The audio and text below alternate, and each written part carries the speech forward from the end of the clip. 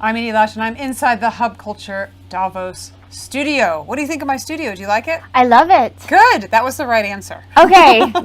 Good. You're Reese Fernandez-Ruiz. You're the president and founder of Rags2Riches. That's right. Tell me what it is, first of all. Yes. So it's a social enterprise from the Philippines. It's a fashion and design house empowering community artisans. So we started it about 10 years ago to solve, or at least help solve a little bit of unfair trade and be more mindful and intentional with the products that we design. Okay, so tell me, give me an example. What have you got on your arm? Yes, of course, I have this. This is my bag for the whole week. So I love it. Thank you. It's holding up with the snow and everything. I'm quite surprised, but I expected that, but still quite surprised.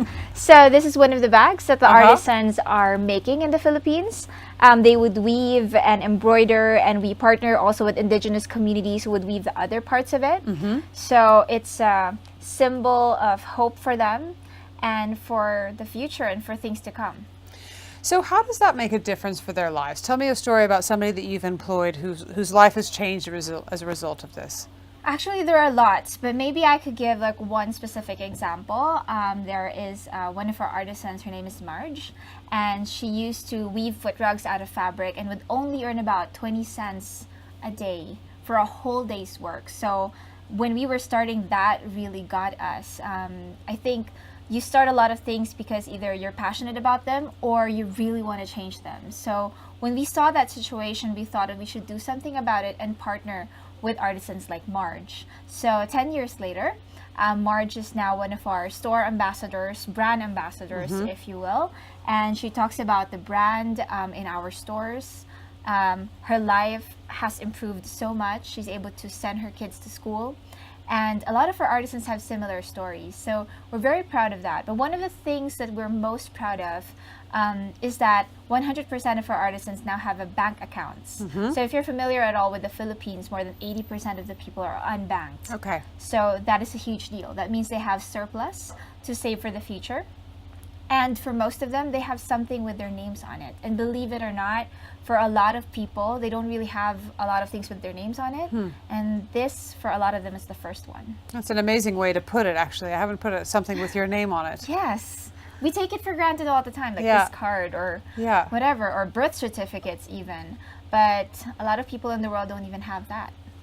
Who do you think are your competitors? Are they the cheap fast fashion companies or luxury brands? Well, absolutely cheap fashion companies. I think we started Rags2Riches precisely because, you know, when you put together great design, handcrafted products, and then you put a price tag on them that's just really affordable for other people, someone else is really paying for it. And it's not the consumer, it is the artisan, it's the person who's making it. And we feel that cheap fashion is so hip today. People want it all the time and fast, but it's not sustainable.